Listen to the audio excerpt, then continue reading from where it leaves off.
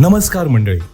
गेल्या वर्षी ज्यानं सगळ्यांची मनं जिंकली तोच कोयना दौलत डोंगरी महोत्सव यंदा पुन्हा येतोय.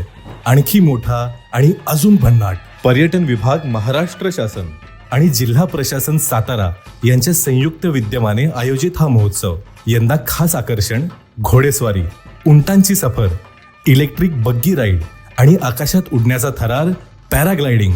पाण्यावर मजा करायची असेल तर jet ski ride, single cycle boat, double water cycle आणि इतर अनेक वॉटर स्पोर्ट्स.